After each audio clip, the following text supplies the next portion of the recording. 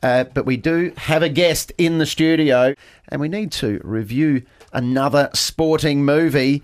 And today we have comedian, journalist, critic, writer, Sean Lynch. Hello, mate. How you doing? I do apologise. I have no Bob Marley anecdotes. All right, Sean, you are going to review the Aussie classic The Club for us. So let's have a listen to the trailer to get ourselves into the mood.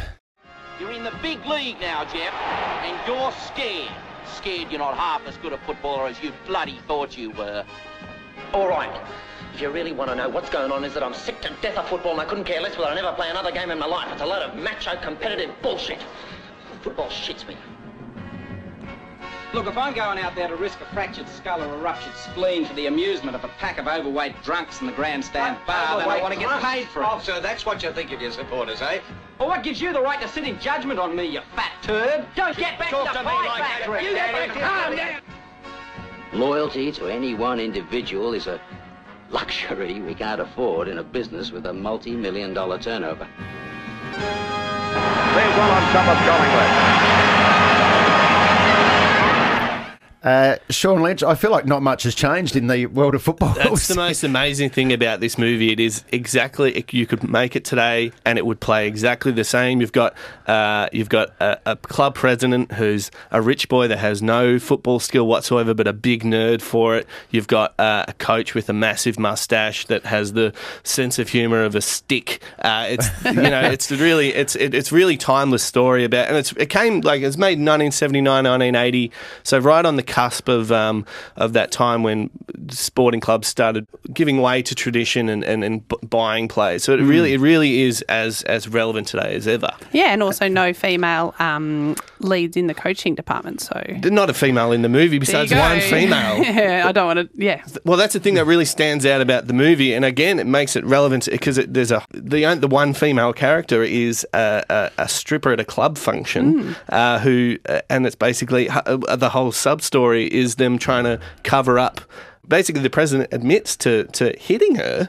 So, yeah, it's got off-field controversy, money issues, backstabbing, jealousy. And I think you've just uncovered why I've never watched it the whole way through. Well, no, but I guess it's an interesting thing because it is one of those things, if you watch it now, you go, they couldn't make that today.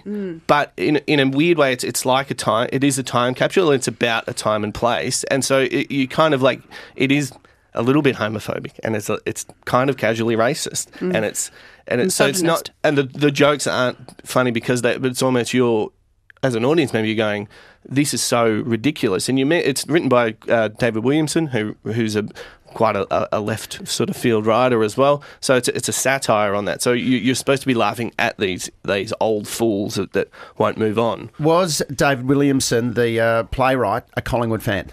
Do you know? I don't. Well, I think so. A lot of his plays are based in Carlton and Collingwood, in those areas anyway. So I'm feeling he would. I don't know, but it's a play that's very near and dear to my heart. And the film itself. When I was in Year 9, I played the role of Jack Thompson is in it with his co-starring with his own mustache, and I played that as a Year 9 kid who had a little fake used car salesman mustache. Yes. And when I was in that play, Matt Boyd, who went on to captain the Western Bulldogs. He was in the audience for that, so I'm not saying I'm responsible for the Bulldogs' premiership victory, but, whatever. But there's a part of you that feels as though you may have inspired. Single-handedly, I think. As a young man, he must have been sitting there thinking, this is the sport for me. Absolutely. But it is an amazing cast. Jack Thompson, obviously the character I played, but there's Graham Kennedy, in a very rare moment where TV actors, it's only now TV actors move over into the film realm, but it's an astonishing performance from him. I think we might have a clip. I've always been one of your greatest admirers. Do you remember your first kick? Not all that well. Oh, it was magic. I was standing on almost this exact same spot. I can see it as clearly as if it was a video replay. You read the play and started sprinting for the goal. Picked up a long, low pass from Wally Baker, did a beautiful blind turn around Stan Jackson, and slammed it through the centre. I go out on a limb and say it's the best first game that's ever been played on this ground. Thanks. No, I mean it. And I've seen every game this club's played since I was 6. Now, we might jump in there, Sean Lynch, our movie reviewer today. When listening to that, I imagined that the piano was on the ground. The piano player was sitting there on the ground. Well, it's the old Victoria Park, so there might be an old lady up in the stands up there. Did it make you tear up? I think so. No, but he has this really astonishing performance element to him that he's quite vulnerable and he's a really great actor. And there's a few moments in that, but the whole time I watch it, all I can think of is that's 100% what Eddie does on a daily basis with Bucks. Don't you think? He's just sitting there, just sort of Playing the piano. Yeah, he's a multi-talented man. He loves playing. He gets a Casio out and follows him around. Now, Sean, one of the questions we ask each week with our sporting films is about the quality of the sport in the film.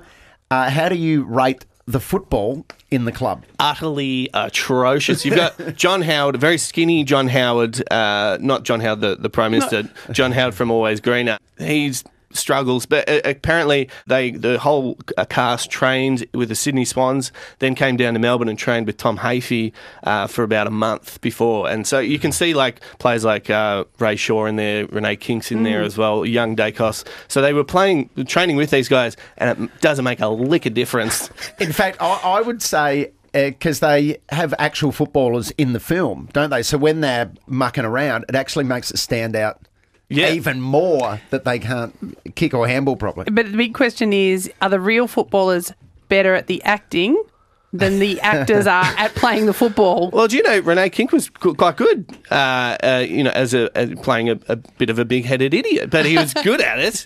No, it was really impressive. But some of the footage taken from the 1979 grand final, I think, because it all shot on film, so it's a really rare insight into that period as well. And it was, of course, Collingwood's spoiler alert, Collingwood's first flag since 1958.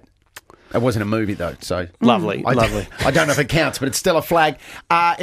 Now, you mentioned just a moment ago, Sean Lynch, that you were in the club, The Play. Yeah, it's over 200 tickets sold at Parade. Massive. Who was in the audience again? It was Matty Boyd, Bulldogs champion. Bulldogs premiership legend. Well, he may well have just joined us on the phone. Matty Boyd, hello. No, we don't have to take that. Hello, mate. Hey guys, how you going? No, don't not take bad. this call. How was Sean's performance in the play? I wouldn't say he inspired me too much. It was pretty ordinary, to be honest. I've done my best to try and put it out of my memory. I had a lot of sports psych meetings just to try and get that. Get him off. He's going to. Sean Lynch, you've sent Matty Boyd to therapy. Get it. I'm more of a Murph fan anyway. Unbelievable. You can't cut Matty Boyd off. I can't believe you just dropped the phone on Matty Boyd. Thank you, Matty Boyd, by the way. Yeah, I think we've just worked out that you are responsible for everything bad that ever happened in Matty Boyd's career. You're welcome, Bulldogs fans. There he is. We're talking to Sean Lynch about the movie The Club. Now, so we've got the fantastic cast: Jack Thompson, John Howard, Graham Kennedy, all great. Mm-hmm. You mentioned, Ray Shaw, Peter Dacos, Renee Kink, who actually plays a character though. Renee Kink's the one footballer not playing himself. He plays Tank, and you say he does a pretty good job. But then we've also got the legends Scotty Palmer, Jack Dyer, and Lou Richards. Well, there's no doubt about it, Scotty. This is the most phenomenal comeback in the history of football. Who would have ever dreamt that they would have come back and made the grand final after losing 5 games in a row? Only me, Lou. I predicted that there'd be a comeback, and I also said that young kid from Tasmania, Jeff Hayward, would come good. You genius. You turncoat. You said the best thing ever to come out of Tasmania was Errol Flynn. You said they're so inbred that their aeroplanes have got square wheels and they've got hair under their wings. What a lot of rubbish. Look, all people want to talk about and want to hear about from us is who's going to win the game tomorrow. I'm frigged if I know. As I said, it's a time capsule. You've got to see it as a time and a place. It really is. What sort of impact did it have at the time? When it came out? Well, it wasn't a huge hit. It only made, I think it made about $900,000, which in today's money is about 3.8. So if you look at Ride Like a Girl, made over $10 million. If you look at a film that me and Lehmo were in, Any Questions for Ben, made about 1.6. So it's somewhere in the middle of Ride Like a Girl and Any Questions for Ben. Yeah, we've started a feature film together. Internet movie database. Get on it. So I think over time it's definitely had its place, but it is an outdated view of football, but it is also captures a moment in time that, whether you want to remember it or not, definitely existed. It has always astounded me that I have been so addicted to American sports films. I love a baseball film. I love a film about American football, but I've never really been attracted to Australian rules football films, despite how much I completely obsess and love the game. And it's funny because the club is the one that stands up, and it's enduring, but it really doesn't represent at all anything that I feel about football. Right. So I guess that I feel like there's still this huge market just sitting there. I feel like the AFLW is a license to. Absolutely. I mean,